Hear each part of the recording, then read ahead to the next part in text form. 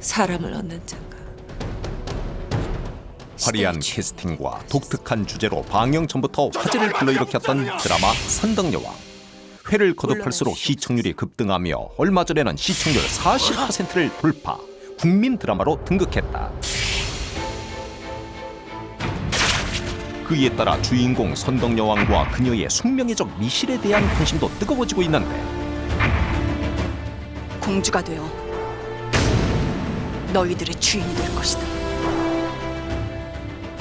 전 우리나라 최초의 여왕인 선덕여왕, 그리고 미색으로 서라벌을 울리고 무소불위의 권력을 가졌던 악녀 미실. 과연 그들은 실제로도 드라마처럼 대립관계였을까? 오직 이 미실만이 모든 걸 알고 있어야 하는 겁니다. 힘으로만 치면 그 능력으로만 치면 왕이 될 수 있었던 여잔데, 미실이 유일하게 등장하는 문헌은 화랑새기 필사본이 유일하다. 화랑새기에서 미실은 색공과 음사에 능했다고 나오는데, 문 남성들과 정을 통하면서 그 사이에서 또 많은 씨가 다른 자식들을 또 생산하게 되고 하는 그런 과정에서 권력의 중심부를 향해서 점점 나아가는 과정, 이런 것들은 우리가 확인할 수가 있는 것이죠. 그리하시겠습니까? 미실은 색공, 즉 방중수를 무기로 모두 3대 왕은 남궁께서 물론 세종, 사다암, 설왕공 등 화랑의 우두머리인 풍월주들과도 관계를 맺었다고 이미 한다. 함께하고 계십니다. 그러나 색공으로 신라를 삼킨 여인 미실에 관한 기록들이 유일하게 등장하는 화랑새기를 둘러싼 학계의 논란이 거세지고 있다.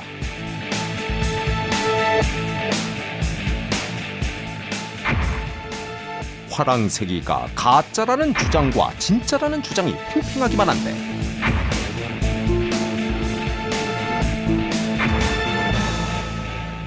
제가 보기에는 이 화랑새기, 필사본 화랑새기는 한마디로 말해서 역사스라기보다도 일제 시대에 아마 이 박창화라는 사람이 만든 어떤 창작류의 소설 정도가 아닐까 그렇게 생각을 합니다. 화랑새기는 박창화의 창작 소설. 이제 화랑새기가 실제 믿을 수 있다라고 하는 부분이 1980년대 후반에 국립문화재연구소의 발굴을 통해서 이 월성에도 해자가 있었다라고 하는 것이 이제 확인이 됐거든요. 그런데 이 구지가 발굴되기 전에는 사실 이 구지의 존재라고 하는 것을 상상할 수도 없었어요. 그러니까 다시 말하면은 해자를 발굴하고 나서야 이게 있었구나 하는 것을 알 수 있었는데, 그러니까 박창화가 이걸 알고서 그거를 썼다고는 전혀 얘기할 수가 없는 거죠. 화랑새기는 역사의 기록. 엉만이에겐 손 못 댄다. 제작진은 역사 속 두 사람의 관계를 증명하기 위해 일단 미실의 숙명의 라이벌인 선덕여왕의 흔적을 통해 비밀의 실마리를 풀어보기로 결정했다. 선덕여왕을 신라 27대 왕이자 진평왕의 장녀로 기록한 삼국유사와 사기, 이 중 선덕여왕의 비범함을 나타낸 직위삼사가 유명하다. 직위삼사 중 첫 번째는 선덕여왕이 공주 시절에 당태종의 모란꽃과 그 꽃을 그린 그림을 함께 보냈는데, 그림 속 꽃에 벌과 나비가 없는 것을 보고 향기가 없을 것이라는 것을 예지한 것이다. 두 번째는 영묘사 옥문지에서 겨울에 개구리가 모여들어 3, 4일 내내 울어대는 일이 일어나는 것을 보고 백제군이 여근곡에 매복해 있는 것을 예지해 적을 섬멸했다는 내용인데, 선덕여왕이 비범한 인물임을 잘 알려주는 대목이다. 마지막으로 선덕여왕이 자신이 죽을 때를 예지하고 도리천에 묻어달라고 하자 신하들이 그곳이 어디냐고 묻자 낭산 남쪽이라 하여 그 말대로 여왕을 묻었더니, 이후 문무왕 때 그 아래에 사천왕사가 창건되어 자연히 선덕여왕 등은 불교의 33천 중 사왕천 다음에 위치한 도리천이 되었다는 기록이다. 미실과 선덕여왕의 관계를 밝히고 미실의 존재를 파헤치기 위한 유일한 단서인 선덕여왕을 찾아 경주로 이동한 제작진. 잠시 후 첨성대, 황룡사 9층 목탑, 선덕여왕 등에 얽힌 놀라운 미스터리와 서서히 밝혀지는 미실의 정체까지, 선덕여왕과 미실을 둘러싼 비밀들을 전격 공개한다. 삼국유사와 사기에 기록된 지기 3사 중 현재까지 남아있는 곳이 있다는 사실을 포착한 제작진. 그곳은 바로 옥문지 설화의 장소인 여근곡이었다. 여근곡이 위치하고 있는 경주시 건천읍으로 급하게 찾아갔는데 멀리서 봐도 한눈에 주변과 다른 형상을 하고 있는 이곳의 정체는 여근곡은 신라 27대 선덕여왕 때부터 불러오던 여근곡인데 바로 여자의 국부를 닮았다 해서 여근곡이라고 하는데 물 나오는 위치까지 정확하게 그 위치에 있어서 더욱더 신비스럽죠. 선덕여왕 직위 3사 미리 한 3가지 중에 현재 눈으로 볼 수 있는 것은 이 여근곡뿐입니다. 풍수학적으로도 중요한 곳에 위치하고 있다는 여근곡은 이름부터 생김새까지 요상하기 그지없는데 이곳에 정말 신비한 힘이 존재하는 걸까? 확인을 위해 오랫동안 이 마을에 거주해온 주민들을 만나봤다. 안녕하세요. 뺄갱이 시대 때 이 동네 막 거치어 가다 보면 그 뺄갱이들이 재수가 없어겠는데 그러니까 여기 나쁜 짓은 못 하고 여기 어여기는 말 타고 들어오는 산이 다 있고 저 여공고가 생겼기 때문에 전설을 보면 여기는 와가지고 도둑질을 하든가 나쁜 짓을 하고 가면은 재수가 없어 어디 가가 손해를 보고 죽고 이렇대. 주민들의 말에 여근곡에 대한 궁금증은 더욱더 커져만 가고 여근곡의 실체를 밝히기 위해 직접 여근곡을 찾아가 보는 수밖에 없었다.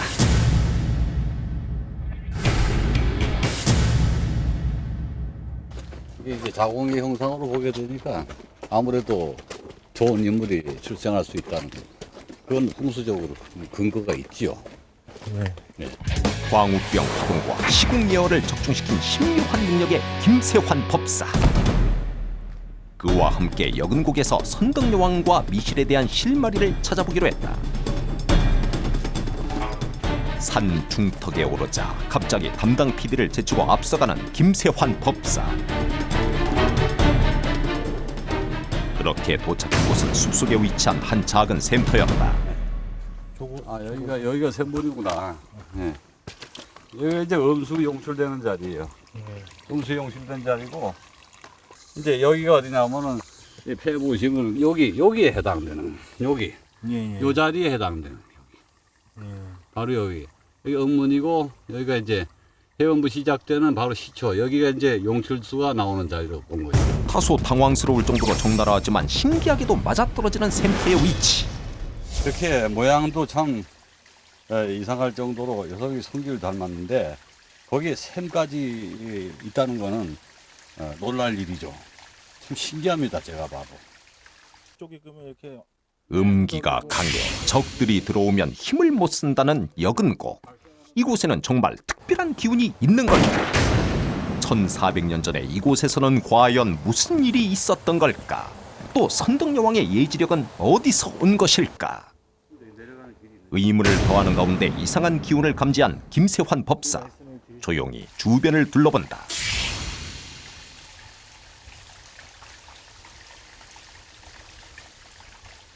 자 보세요. 그가 안내한 곳은 독특한 지형의 웅덩이. 모두 다 이렇게 높아요. 흙이 다 높아요. 이게 뭐 때문에 여기 쏙 들어가서 이렇게 물이 고입니까? 사람이 하지 않고서는 도저히 불가능한 거예요, 이거는. 여기 지금 물이 쌓이고 해서 퇴적돼 가지고 이렇게 됩니다. 선덕여왕이 인위적으로 여근곡을 보완했다. 놀랍게도 이곳에 위치한 웅덩이도 예사롭지 않은 곳에 위치하고 있었다. 이만큼 선덕여왕이 머리를 써가지고 그 당시 국민들을 부강하게 하려고 엄청 애를 쓴 거예요, 이게. 나라를 이끌고 가는 자격이 있죠. 만약 정말 선덕여왕이 여근곡을 인위적으로 손을 댔다면 그 이유는 무엇일까? 음양의 이치를 정확하게 꿰뚫고 또 풍수적인 어떤 지식도 가지고 있으면서 또 민간적인 경험의 차원에서 깨달은 이치도 또 반영하면서 여근곡의 적병을 유인해가지고 섬멸시키는 그런 계책을 마련했다고 하는 것은 이 선덕여왕이 상당한 능력을 가진 그런 인물이다. 선덕여왕이 있었으면은 당연히 그와 관련된 사람도 그러한 지혜는 갖고 있어야 되는데 그 이제 대표적인 사람이 바로 김유신이죠. 혜성이 떨어져서 신라군의 사기가 떨어졌을 때 다시 연을 통해서 신라군의 사기를 올리도록 한다든가, 천관녀라고 하는 여인과 사랑을 나눴다든가. 이 천관이라고 하는 건 말 그대로 하늘을 보는 그런 관리거든요. 이른바 일관이죠, 일관. 그러니까 김유신이 하늘을 이 천문 현상을 관리했던 그런 세력과도 아주 밀접한 관련이 있었다. 뭐 김유신만 봐도 선덕여왕은 당연히 그럴 수밖에 없는 거죠. 그것이 아니라 사다함의 매화는 미실의 권력의 원천이 되는 것은 사다함의 매화, 바로 책력이다. 서로의 미실이 일을 다 알려야 책력, 하는 즉 거다. 천문을 이용해 권력을 휘둘렀다면 선덕여왕 또한 왕이 될 천문에 겁니다. 능통한 인물이 아니었을까. 미실이 신라를 차지한 방법 그대로. 평소 선덕여왕에 대해 관심이 많았다는 학생들과 함께 첨성대를 찾아 그 실마리를 풀어보기로 했다. 삼국유사에는 첨성대를 선덕여왕이 별을 관측하기 위해 세웠다고 기록하고 있다. 선덕여왕의 미스터리 하나, 첨성대는 단순한 천문대가 아니다. 천문 관측은 어떻게 하는 거예요? 천문 관측은 지금 현재 정확하게 알 수는 없지만 아마 저 꼭대기에 올라가가지고 사각형으로 보이는데 저걸 보통 우물정자, 정자석이라고 표현을 하거든요. 거기에 올라가 보면은 절반은 큰 돌로 가려져 있어요. 절반이. 그러면 거기에서 아마 어떤 형태로든 하늘을 관측하지 않았겠느냐. 하지만 신라시대 기록이 후대의 기록이기 때문에 별을 관측하는 용도 외에 첨성대에 관한 비밀을 풀어보기로 한 제작진. 첨성대의 기운을 살피던 법사가 조심스럽게 입을 열었다. 저 위에 이제 사각 조형물이 있잖아요. 정자틀이라 그러나? 예. 저거를 왜 얹었을까 싶으니까 그냥 떠오르는 게, 역시 천자의 상이라 그래서 사각의 왕관은 천자가 쓰고, 등문 왕관은 그냥 제왕들이 쓴다, 뭐 이런 얘기가 있어요. 그러니까 은근히 하늘의 기운을 받아서 하늘의 여황제가 되고 싶은 그런 욕심이 있지 않았을까 하는 추측도 되고. 단순한 별을 관측하는 용도가 아닐 수도 있다는 첨성대의 미스터리. 천문을 읽어내는 것은 불교적인 것과 관련이 없습니다. 그 어떤 그 재래의 그 신앙, 특히 그 무속적인 어떤 그 세계관의 바탕을 둔 어떤 제의라든지 그런 거와 연관성이 상당히 많다는 거죠. 고대에는 천문이라고 하는 거는 단지 물리적인 하늘만 천문이 아닙니다.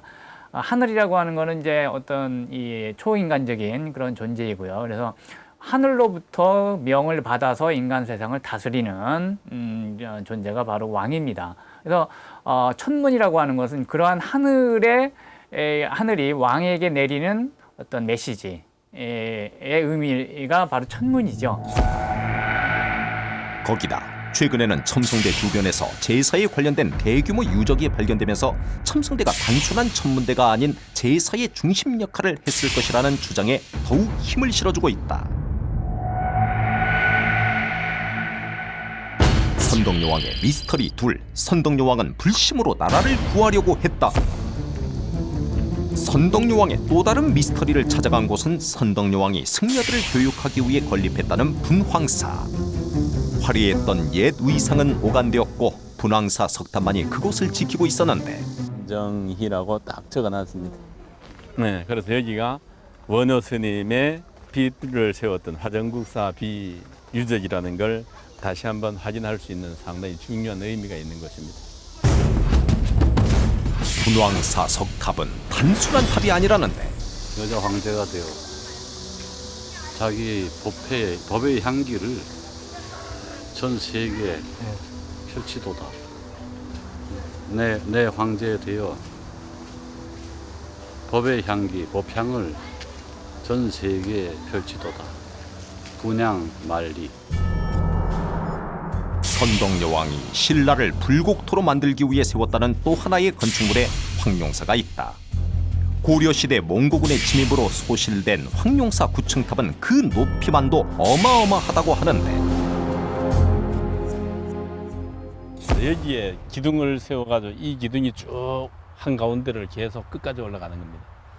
그래서 3구 유사기록에 보면 여기서부터 시작해서 끝까지가 225척. 대충 계산을 하면 80m 가까이 됩니다. 현재 경주에는 황룡사탑이 재현되어 당시의 위용을 그대로 보여주고 있는데, 그렇다면 선덕여왕은 왜 이렇게 높은 탑을 짓게 되었을까?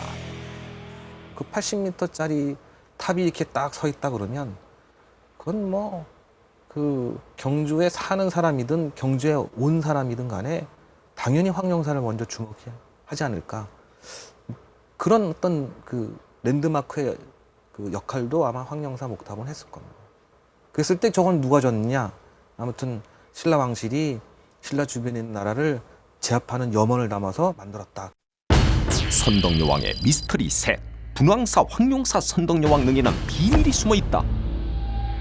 분황사 황룡사 선덕여왕 능은 우연이라고 하기엔 그 위치부터 심상치 않다. 선덕여왕 무덤이 있고 그 아래에 사천왕사가 옛날에 있었어요. 지금은 이제 토만 남아 있고. 이거는 역시 왕권을 강화시키려는 선덕여왕의 의지가 들어가 있다고 해석이 됩니다. 분황사에서 시작돼서 그 황제의 권위가 이어지고 저기에서 마지막을 장식한다. 그 삼태성이 뭐냐면 별자리입니다. 잘 보시면 그 각도도 딱 일치하고 있어요. 1성, 2성, 3성 이렇게 상성, 중성, 하성이라고도 하는데 그 별들이 이렇게 나란히 있으면서 전하는 말에 따르면 삼태성이 신라를 보호한다고 믿었던 선덕여왕은 분황사, 황룡사 9층 목탑과 함께 선덕여왕 자신이 삼태성이 되어 신라를 지키겠다는 염원이 담겨 있었던 것이다. 실제로 이 색과 삼태성의 위치는 그 형태가 완벽하게 일치하고 있다. 지기삼사와 선덕여왕의 미스터리를 통해 그의 발자취를 따라온 제작진. 네, 지기삼사의 세 번째 마지막. 네, 20년 내지 30년 앞을 내다보고 미리 이야기를 한 거죠. 잡힐 듯 잡히지 않은 선덕여왕의 흔적에 결국 선덕여왕 능까지 오게 되었는데,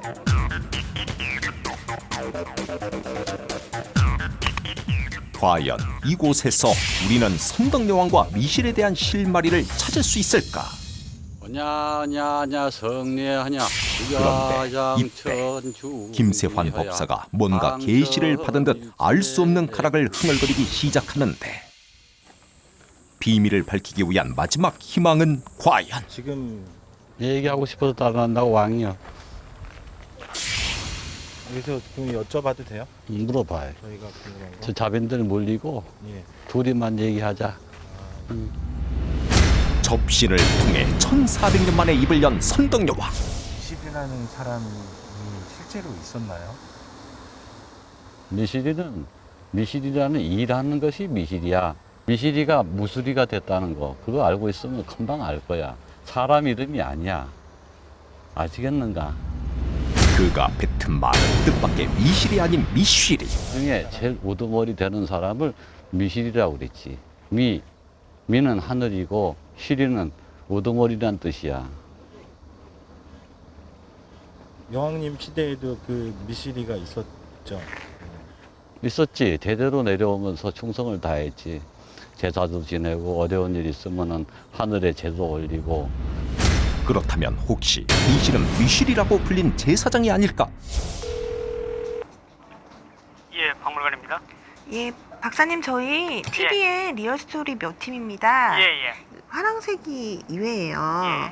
그 미실이라는 인물이 등장하는 곳은 없습니다. 아, 그러면 혹시 미실이라는 그런 뭐 제사장이나 이런 인물이나 그런 것들이 좀 이렇게 비슷한 것들이 나오는 게 있나요? 그것도 없어요. 아. 결국 미실의 존재 여부는 어느 곳에서도 확인할 수 없었다. 실제 역사적 인물로 가상을 하고 보면 이게 이해가 안 되고요. 그러니까 그런 세력들이 아무튼 존재했다.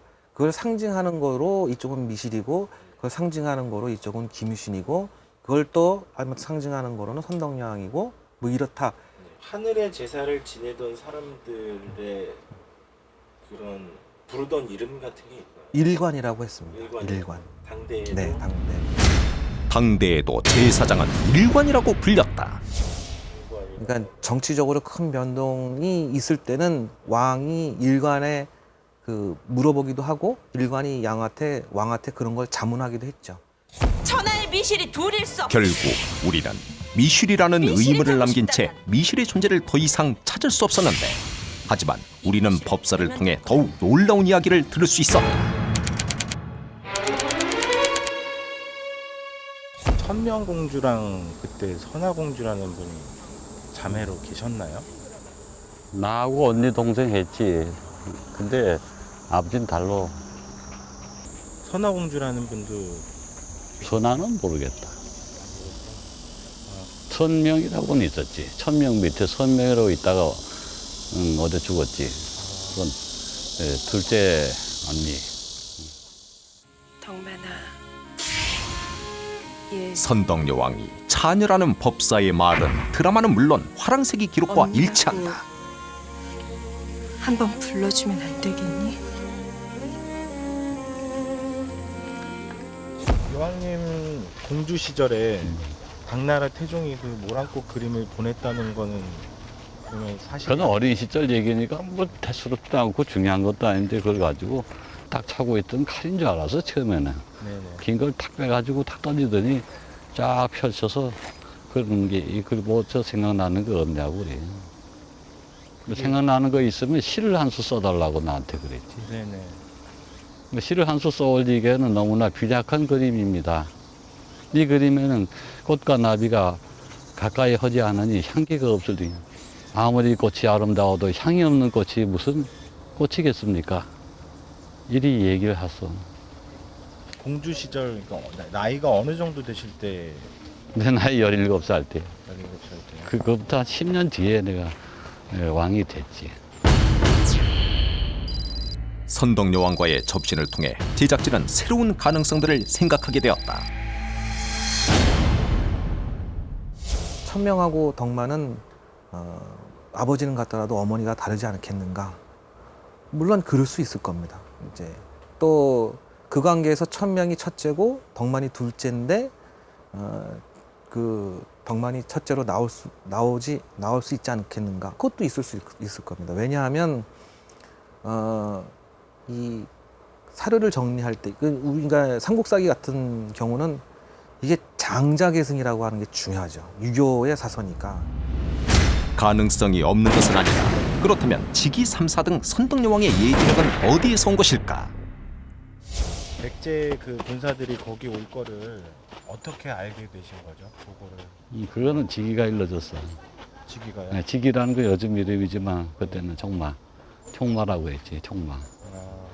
백성들이 아는 거야 뭐 나중에 예의가 부풀려진 다음이겠지만은 사실은 그게 아니고 그 당시에 직위가 와가지고 얼른 가보셔야 되겠습니다. 수상한 기미를 느끼고 있습니다. 영민하다면 그 아이가 영민한 아이지.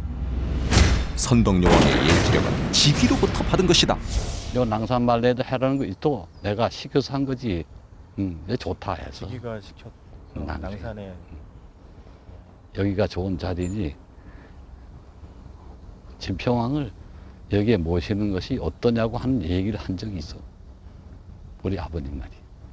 진평왕은 여기 안 모셨잖아요. 근데 그걸 얘기 듣고 있다가 여기가 좋은 자리구나 해서 내가 여기다가 내 자리를 한 게.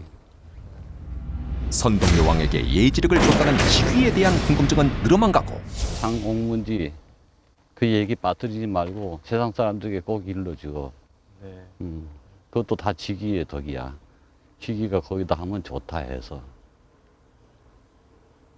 그 인공으로 그러면 그래. 그때 다 일부러 그렇게 하신 거라는 거죠. 그래서 후대 수천 년이 지나도 그 영곡이 그대로 이어져야만이 나라가 평안하다는 걸 내가 알고 있었지. 고맙네. 더운 날에 와서 묻니 답하고 또 묻니 답하고 가시라 하면 수위 가소. 선덕여왕의 가장 신비한 능력은 놀랍도록 백성을 사랑한 마음이 아니었을까. 선덕여왕이 어쨌든 그 신라 역사에서 최초로 그 여자로서 왕이 됐다라고 한 것은 아마도 그녀가 말이에요. 어떤 특별한 어떤 능력이 있었을 것이다. 특별한 능력이 있었을 것이고 또 그 특별한 능력의 바탕에는 뭔가 무속적인 어떤 배경 같은 것들이 강하게 지지 기반으로서 자리 잡고 있지 않았겠느냐 이제 그런 얘기를 합니다. 복합적으로 보통 사람으로서는 감당하기 어려운 혹은 가지기 어려운 능력을 모두 포괄하고 있는 인물. 그런 측면에서 선덕여왕의 신성성이라든지 신의함, 비범함 이런 것들은 당대에서도 아마 크게 민간에서 회자되지 않았을까 이렇게 우리가 추정을 할 수 있습니다.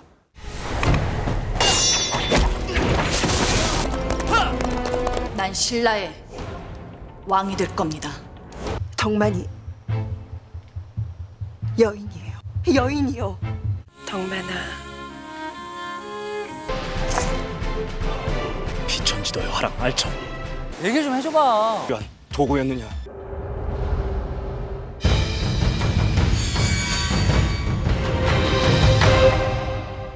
혹시나 좋아해요? 삼동일의 큰 그림을 그린 우리 역사상 최초의 여왕 선덕여왕. 나는 사랑과 운명을 이기고 스스로 왕이 되었지만 한땐 그녀도 사랑을 갈망하는 여자였다. 지금 취소하면 난 널 택했다. 그냥 주공 관계였겠죠. 장군하고 여왕이니까 아무래도 좀 가깝지 않을까. 실제로는 선덕여왕 남편도 따로 있잖아요. 지금보다 더 연인같이 지냈을 것 같아요, 역사에서. 그러니까 드라마에선 재미를 위해서 그렇게 했지만 역사적으로는 그러지 않았을 것 같아요. 그랬으면 참 좋았겠지만은 드라마는 드라마일 뿐이죠, 뭐. 예. 선덕여왕과 김유신은 드라마에서 전개되는 두 사람의 애틋한 감정, 실제냐 아니냐를 두고 사람들의 의견이 분분하다. 그렇다면 그 당시 상황을 짐작할 수 있는 역사서에는 어떻게 기록되어 있을까? 화랑세기와 삼국유사, 삼국사기에 이르기까지 둘의 관계를 시원하게 설명해줄 만한 단서는 찾을 수 없었다.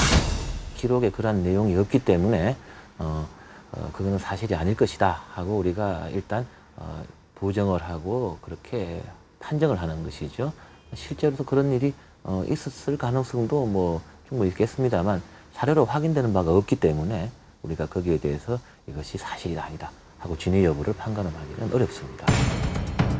그렇다면 꼭 김유신이 아니더라도 선덕여왕의 사랑을 짐작할 수 있는 기록은 어디에도 없는 것일까? 제작진은 고서 화랑세기를 보다 그녀의 남편들로 추정되는 기록을 찾을 수 있었다. 용춘, 을제, 흠방공, 화랑세기에 나오는 낯선 세 명의 이름, 바로 선덕여왕의 남편들이다. 그럼 삼국유사에는 어떻게 나와 있을까? 여기서 왕이란 곧 선덕여왕, 즉 그녀의 남편은 음갈문왕이라 기록되어 있다. 대동음부 군옥에는 다음과 같이 실려있다. 비록 꽃의 왕이라 칭하지만 벌이 없으니 제가 여자로서 배필이 없이 왕이 될 것을 빗댄 것이 아니겠습니까? 내가 남편이 없음을 조롱한 것이다 하고 그 모란꽃 그림을 보내온 의미를 설명을 했죠. 향기가 없는 꽃에는 나비가 날아들지 않는다 하는 그 의미를 선덕여왕 스스로에게 배필이 없다고 한 사실을 당나라에서 조롱한 것이다 이렇게 해석을 했단 말이죠. 이 진술을 보게 되면은 선덕여왕은 그때까지는 혼인을 하지 않은 존재겠죠. 선덕여왕의 남자 그리고 각기 다른 기록 등 제작진은 좀 더 정확한 사실을 알아보기 위해 조사를 하던 중 선덕여왕과의 관계가 심상치 않아 보이는 한 인물을 주목하게 되었다. 삼국유사에 한 줄로 간단히 기록되어 있는 직위심화 사건. 수의전에선 좀 더 구체적으로 직위에 대한 이야기가 나오고 있다. 평민 직위의 선덕여왕을 향한 사랑, 하지만 그토록 만나고 싶어하던 선덕여왕을 만나지 못하자 결국 직위의 가슴에 불이 났다는 내용을 지닌 직위설화.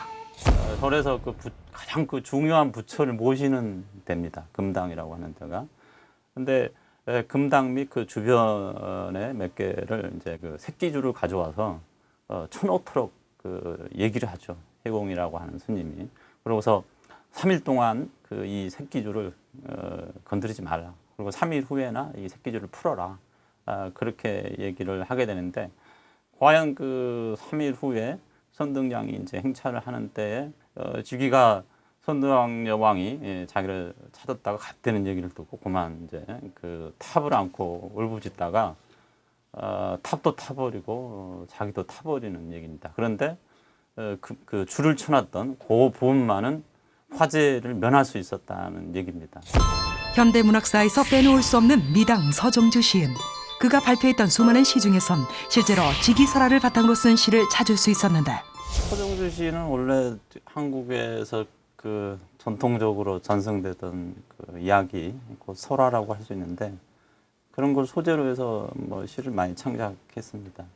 그러니까 그 방금 이제 말씀하신 이제 그런 우리 데이트는 같은 시도 삼국유사에 소개되어 있는 직위설화를 소재로 했고, 근데 가장 유명한 것은 어쨌든 직위와 선등여왕의 염사라고 해서 제목부터가 그 직위설화에서 소재를 가져왔다는 것을 그대로 잘 나타내고 있죠. 그리고 직위설화 자체가 내용만 이제 표면적으로 우리가 보자면 선등여왕을 향한 그 직위의 열렬한 사랑. 그러니까 보통 우리가 사랑을 하면 가슴에 그 뭔가 뭉클함이 있잖아요. 그런데 그 뭉클함의 정도가 너무 심해서 이게 가슴에 불이 일 만큼 또 불이 일어서 자기를 희생하는 건데 자기를 희생할 만큼의 어떤 그런 아주 농도 짙은 사랑, 강렬한 사랑 그것을 읽을 수가 있거든요. 그 표면적으로는. 직위는 어떤 사람이었을까? 정말 설화 속에서만 존재하는 가상의 인물일까? 제작진은 실제로 직위와 접신이 가능하던 법사를 찾아가 보기로 했다. 왜 여기로 오신 거죠? 난 게 아니고 여기가 저거 직위 집이요 옛날에. 여기가요? 네, 여기 집터 여기가. 경주 시외버스 터미널, 이곳이 직위의 집터? 오랜 세월 속에 묻힌 또 다른 역사, 직위의 흔적을 확인할 수 있는 건 아무것도 없었다. 직위 집터 확인 불가능. 궁금한 거 있나? 물어봐. 예. 내가 하던 일만 가르쳐줄게. 나는 영마관이다. 신라의 총마 영마관이었다. 직위가 말을 관리하는 영마관이었다고? 그 당시에는 말을 타고 왔다 갔다 하는 큰 장소다. 또 사람들이 많이 왔다 갔다 하면 그 뒤시다거리도 해주고 또 내가 필요하면은 어디 가야 되면 내가 책임지고 중요한 사람들 데리고 가려면 내가 꼭 따라가고 나를 이끌고 가는 사람이었다. 내가 가면 뒤에 말 5필에 물건을 싣고 말 6필에 사람이 타고 그 뒤에 그것을 보호해주는 사람이 3사람이 따라다녔다. 이렇게 해서 말 8필 대 가지고 가는 것이 기본이다. 내가 하고 나머지 말들을 쫓아오게 하고 그들이 끌고 오는 말은 뒤에 따라온다. 그래서 한 25필 정도의 말이 한꺼번에 움직이는 것이 상례다. 비교적 구체적으로 직위에 대해 말해주는 법사. 이 말이 정말 사실일까? 경주에 마방이라고 있습니다. 말을 기르는 곳 조금 전 법사의 말과 일치한다. 경주로 이제 파발이 들어가든지 아니면 고려시대 때 동경이든 뭐 그 다음에 조선시대 때 그 경주 대도부든 이게 세웠을 때는 지금 아마 경주 읍성이 있는 지역에 세웠을 겁니다. 오랜만에 사람 눈으로 보니까 너무 희한하다. 참 희한하다. 1400년의 역사를 건너 법사의 몸을 빌려 세상의 모습을 드러낸 직위. 영묘사 밖으로 이렇게 떠나보신 거는 처음이세요? 영묘사 밖이 아니라 세상에 나온 게 처음이다. 그 이후로.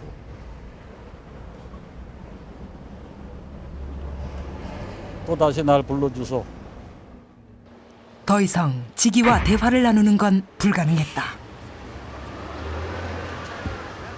여기서 법사님을 만나고 싶다고 아까 이렇게 얘기를 불러서 온 거예요. 빨리 시외버스 터미널이라고 하는데 빨리 가봐. 빨리 가봐. 거기서 내가 얘기할 게 있으니 가자. 정말 직위가 존재했던 것일까? 직위가 실존 인물일 가능성에 힘을 실어주는 이야기는 한 소설책에서도 확인할 수 있었다. 이 책에서도 직위는 활리역 역절로 소개되어 있었는데 그 책에 이제 조선시대 때 편찬한 책이 있을 때 신라시대 그 원전을 이미 이제 전하지 않고 이제 거기에 이제 직위가 역절이었는데 이제 여왕을 사모했다 이제 그런 얘기가 나오거든요. 그러니까 이제 거기 그 사례에 나온 대로 한 거죠. 역절이라는 거는. 수의전에서도 역시 직위는 활리역인으로 표현되어 있다. 여기서 역은 정거장 역을 뜻하는 말로 직위가 역마와 관련된 일을 했을 거란 추측을 가능하게 만드는데 그냥 활리역, 활리역에 사는 그 사람으로 그냥 나올 뿐입니다. 보통 그 한문 기록 같은 데서 그 직업 명칭을 써놓고서 이거 어디 출신 사람이다 그렇게 하지는 않죠. 한문 문구상. 지기의 가슴에 불이 날 정도로 선덕여왕을 흠모했고 선덕여왕 역시 이런 지기의 마음을 조금이라도 알고 있었다면 두 사람의 로맨스 100% 허무맹랑한 일은 아니었을 것 같은데 그렇다면 선덕여왕은 지기를 어떻게 생각하고 있을까?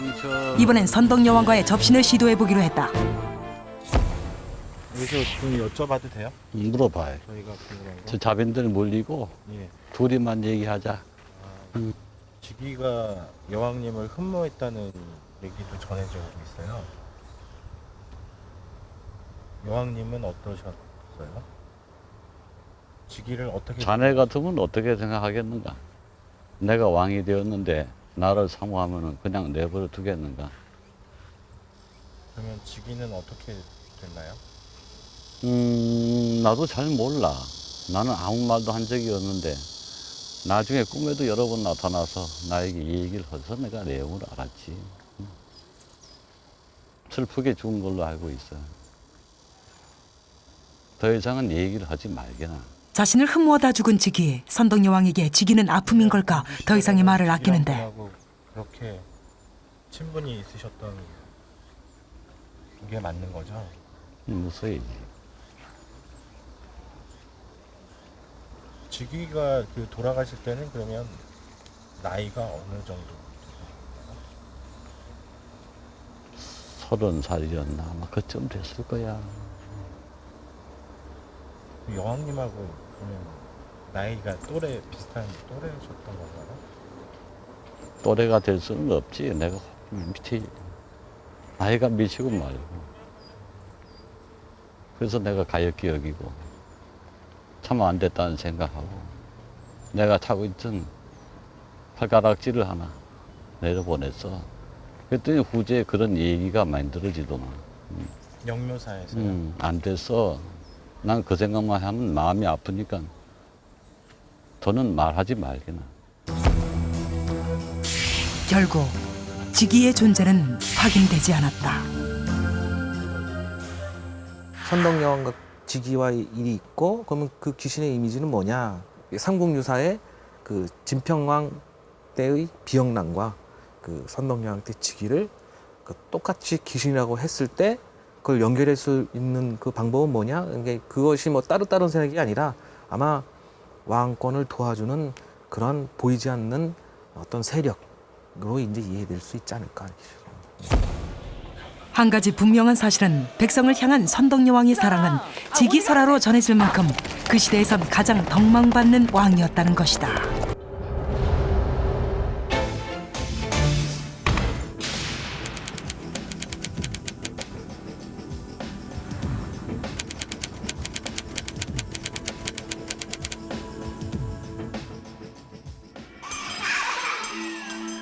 흔히 귀신이 들렸다라고 얘기되어지는 이런 초자연 현상을 우리는 과연 어떻게 받아들여야 될까?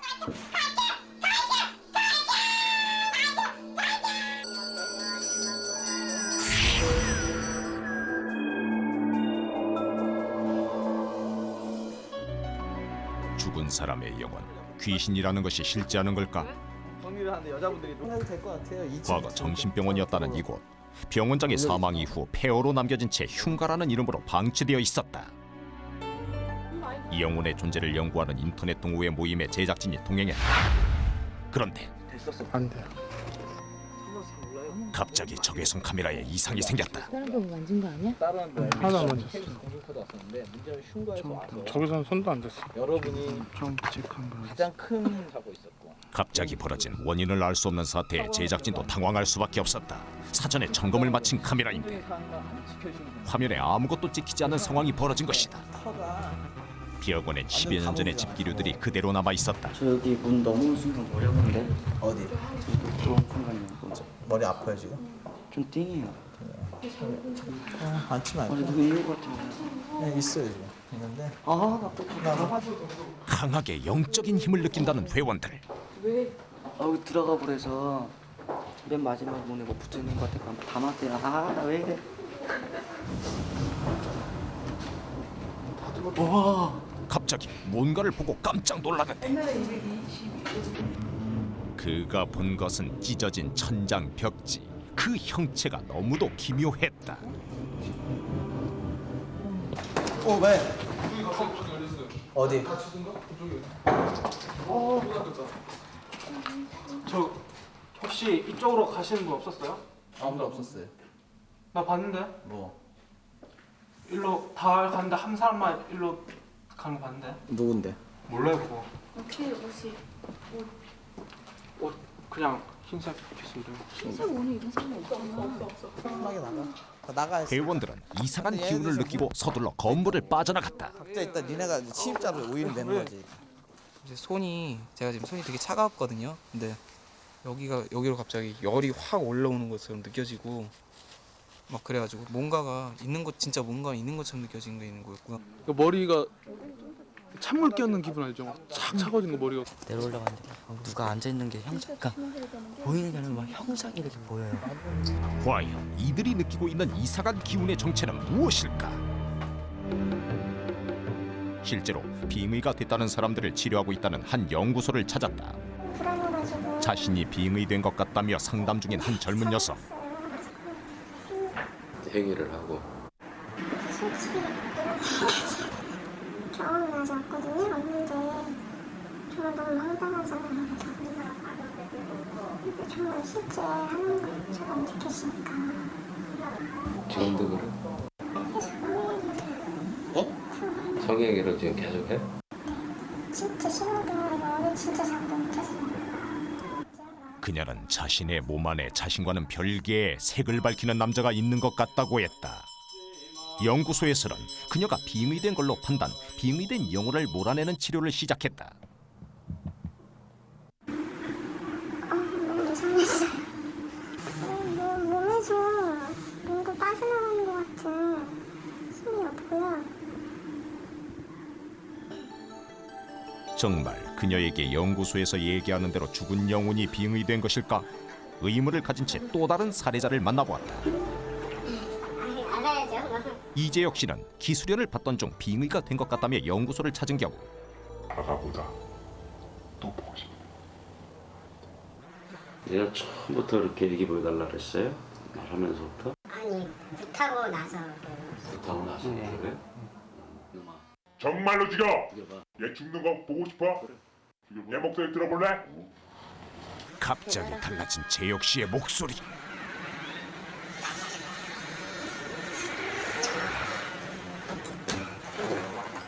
넌 이름이 뭔데? 응? 네가 어디냐?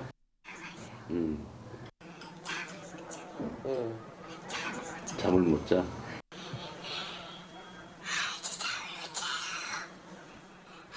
자신의 몸에 빙의된 혼이 자신을 괴롭힌다는데. 한참을 잤네. 그래서 그래. 얘가 지금 보여달라고! 순간 다시 변한 재혁 씨의 목소리. 빙의된 혼의 음성이라고 했다. 아가 뭐야지 아가! 아가라는 게 뭔가요? 귀신이 자기 애기 찾는 거야 지금. 죽은 영혼이 자신의 아기를 찾기 위해 재혁 씨의 몸에 빙의된 것으로 법사는 판단하고 있었다. 내보낼 수 있을 것 같아. 그래야지, 너 가야지. 괴롭히면 안 되지. 무슨 약 6개 먹어라. 수면제 9개 먹어라. 죽는 거 아니냐. 그랬더니만 너 죽었다. 그러면서 사사 쓰게 하더니만. 그리고 제가 깜짝 놀라니까 아버지 안녕히 계세요라고 말하래. 지금 죽을 거야. 목소리가 제가 이 목소리가 아니거든요. 얘 목소리가. 그래서 내 쫓아줄 테니까 예. 나하고 마음을 맞춰야 돼. 예. 의지를 가져야 돼. 예. 어? 얘 이 녀석 보내고 싶어요. 보통 너는 이겨내야 돼. 어? 안 가. 내주지 마. 네 몸이야. 네 몸이다. 내주지 마. 예. 어? 예. 순간순간 변하는 재혁 씨의 목소리. 아가! 지금 얘기하는 것은 정말 재혁 씨 본인이 아닌 것일까? 고통으로 일그러진 재혁 씨의 모습. 진짜 갈 거야? 응? 아가.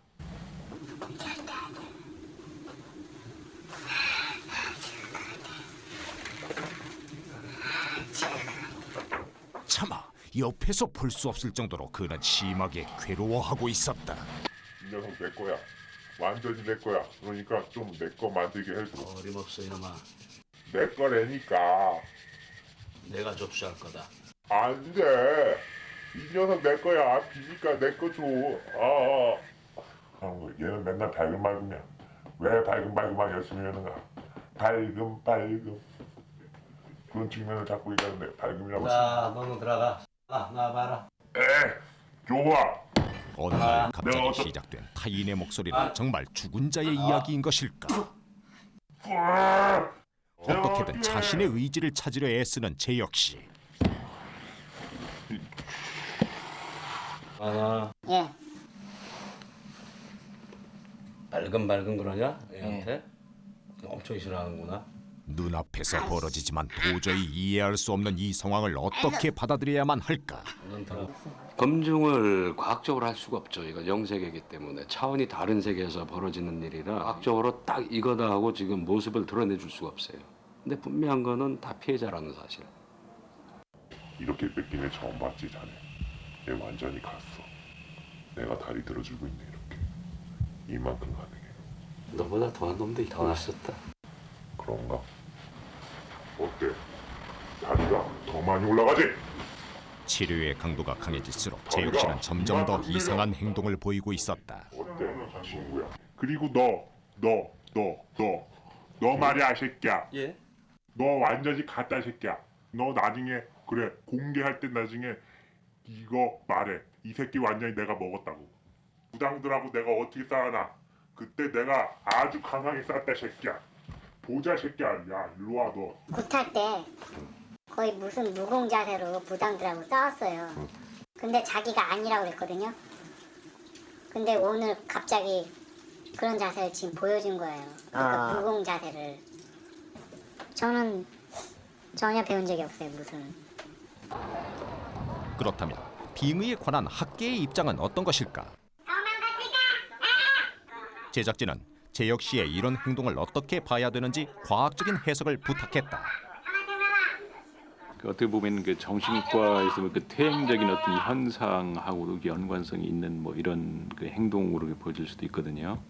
정신과에서 이렇게 그 어떤 사람들은 굉장히 퇴행적인 이렇게 행동을 하면서 어떤 아이 소리를 내기도 하고 어떤 이 반복적인 행동을 하기도 하고 해주는 그런 거하고도 이렇게 그 비슷한 그 현상으로 이런 그 퇴행적인 현상 뭐 이런 마치 그 다른 사람처럼 행동하고 있다고 해서 이게 완전히 어떤 빙의다라고 이렇게 단정하는 거는 좀 그 위험한 발상이다 이렇게 얘기할 수 있을 것 같아요.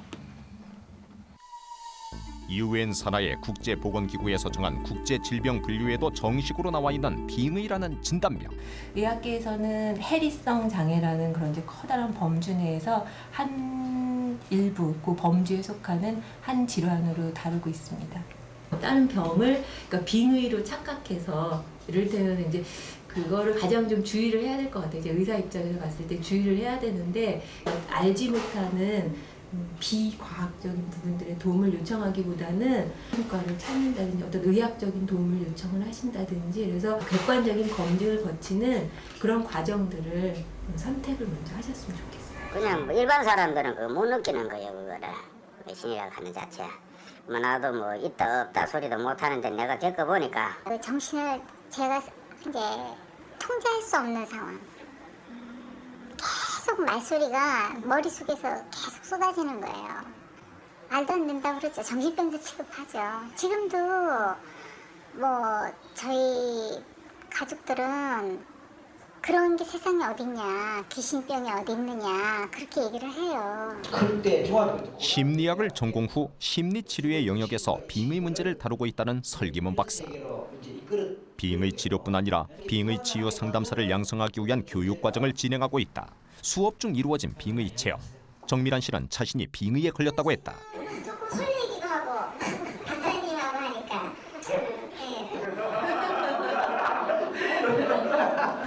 내가 왜 이렇게 하면 방금 표현 나의 표현이 아닌데? 뭔가 자신의 의지와는 다르다는 걸 느꼈다는 미란 씨. 방금 설레있다고 한 존재가 누군지 자 나오세요. 어? 아까 너 설레인다 했지? 설레인다 했지? 지금 뭐 하는 건데? 갑자기 호흡곤란 현상을 보이는데 뭐가 설레이는데? 너 남자 여자야? 왜? 그러니까 묻잖아. 남자인지 여자인지. 아까 설레인다고 한 게 너야? 응? 아까 설레인다고 했잖아. 내가? 아닌가? 내가 왜 설레? 알았어. 달라진 목소리, 달라진 미란 씨의 태도. 아니 왜 자꾸 반말하는데? 어렸을 때부터 이런 증상이 계속돼 왔다는 정미란 씨. 누구예요? 미안합니다. 누구예요? 그녀는 자신의 이런 상태에 대해 어떻게 생각하고 있을까? 저도 이제 의구심을 갖죠. 내가 지금 왜 이런 반응을 할까? 그러면 이 존재는 어디서 기인한 것일까? 내 스스로도 그런 생각을 하면서 그런 상태에 있어요. 이 여성은 수녀원에서 수행 중 빙의 문제로 수녀원을 그만둔 경우다. 당신 누구예요? 이름 말해봐요. 떠드는 영혼인데? 어쩌다가 죽었어? 그냥 살기 싫었어. 그 살기 싫어서 자살했어? 얘를 어떤 식으로 괴롭혔는데 그동안? 내가 결혼 못하겠고 수녀원에서 나오게 수녀원에서 나오겠고 내가 가진 돈도 다 뺏어. 근데 이 무식한 년이 얼마나 독한지 깜짝도 안 해.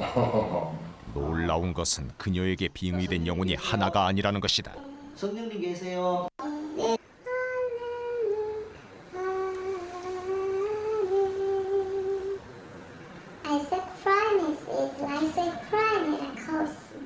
지금 영어를 사용하며 얘기하는 존재는 일명 성령님이라 불리는 영혼이라는 것이다. 너희 아이들에게 평화를 심어라. 대체 지금 울고 있는 건 누구의 의지인 것일까? 그 아이들을 제가 제대로 사랑하지 못했습니다. 시끄러워 말지 마. 갑자기 달라진 목소리. 다시 나타난 아가씨 영혼이라고 했다. 그러면 그럼 너가 말할 거야? 내보고 말하지 말라고 그러잖아. 이 안에 나만 있는 줄 아냐? 만원. 누가 있는데? 누가? 잠깐 있어봐. 자, 성령님. 네. 어떻게 해야 할까요? 어리석죠? 예. 어떻게 해야 할까요? 방법은 내가 사랑으로 사는 것밖에 없어요. 성령님은 저를 아십니까? 알죠. 누굽니까? 당신을 만들었거든. 네. 다중인격장애와 구분되지 않는 현상. 과연 정신질환과 빙의의 경계는 무엇인가? 넓은 차원에서 과학의 개념을 보고 또 사람이라는 존재를 그 어떤 보여야만 믿는 그런 물질적인 존재로만 봐서는 이 문제 해결 안 됩니다. 그보다는 보이지 않는 정신적인 세계라든지 보이지 않는 영적인 세계 이런 부분에 대해서 고려하고 이런 부분들을 생각을 해야 되는데 저도 과거에 인정 안 했으니까 이걸 접하거나 공부하기 전에는 별로 인정 안 했으니까. 취재 중 빙의를 완치했다는 사례자를 만날 수 있었다. 아버지와 가게를 운영하고 있는 공동호 씨는 작년까지만 해도 빙의 문제로 일상생활을 전혀 하지 못했었다고. 이제 예쁘게 뽑네. 심장이 뛰면서 온몸이 떨리면서 막 아버지를 치고 싶은 마음, 충동 이걸 풀질 못해서 벽을 치거나 콘크리트 막 벽을 치거나 문짝을 부수는 그런 증상 그런 것들이 막 있었죠. 어릴 때부터. 어릴 때부터 남달리 예민하고 신경질적인 아이였다는 동호 씨는 늘 아버지와의 관계가 문제였다고 한다. 억울했어요. 아버지가 나한테 뭐라 그러면 무조건 억울했어요. 다. 모두 다. 하는 모든 게 다 싫었어요. 무조건 막 싫어하고 할 땐 참 내가 충격이 컸었어요. 전생에 뭐가 싫었길래 이렇게 내 팔자 이렇게 밖에 안 되나. 난 나름대로 열심히 살아왔는데. 한번 자살하려고 그랬었어요. 아빠랑 부딪히면서 문을 확 닫으면서 칼을 가지고 들어갔었어요. 지가 칼을 가지고 들어갔어요. 마지막 상황까지 몰린 끝에 올해 초 찾아갔다는 한 빙의 연구소에서 빙의 진단을 받게 됐다는 동호 씨. 신학을 공부했던 그였기에 쉽지만은 않은 결정이었다는데. 빙의치료를 받았는데 제 형이었어요. 우리 어머니가 낙태한. 우리 어머니가 낙태한 형인데 저는 그걸 아무것도 몰랐죠.